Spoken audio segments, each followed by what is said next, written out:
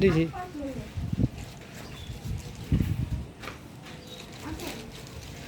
হুম, করছি, রাখো।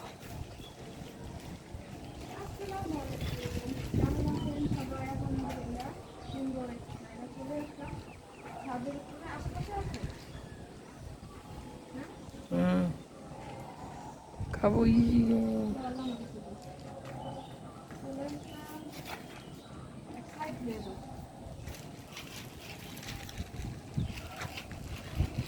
এই তো ছাদের উপরে দাঁড়িয়ে আছি। ওই তো মনে হয় মহিলা, সম্ভবত কাগজ টুকায় একটি মহিলা। খুবই সুন্দর একটা জায়গা আমাদের এখানে। বিকালবেলা ছাদে উঠলাম আর আপনাদের সাথে শেয়ার করতেছি।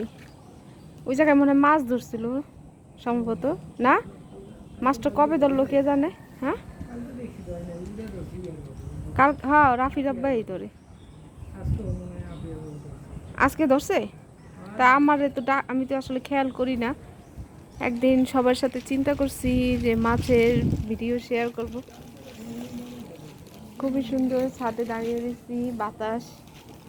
আর সারা বাংলাদেশে এত পরিমাণে গরম পড়েছে, কিন্তু আল্লাহর রহমতে আমাদের বাসায় একটু বাতাস আছে, তাও ছাদে উঠলে। কিন্তু সব সময় তো আর ছাদে ওঠা হয় না। যাই হোক, ভালোই লাগে সব কিছু মিলিয়ে।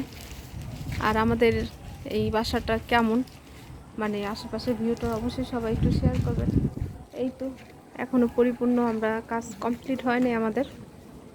মোটামুটি ওদিকটা আসলে রৌদ্র, এখনও কাজ কমপ্লিট হয় নাই, প্লাস্টার হচ্ছে বাসার আশেপাশে। এই তো। আর খুবই সুন্দর করে আসলে সবাই মাচা বানাইছে, যেহেতু প্লাস্টারের কাজ চলতেছে। আসলে আমিও দেখতে আসলাম, গরমের জন্য বের হয় না, প্লাস্টার কতটুকু হয়েছে। যাই হোক, আলহামদুলিল্লাহ অনেকটাই হয়ে গেছে।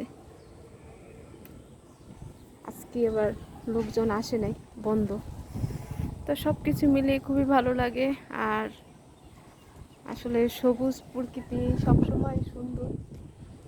কতদিন থাকে এরকম ভিউটা জানি না। সম্ভবত মহিলাটা পরিষ্কার করতেছে কাগজ টুকায়।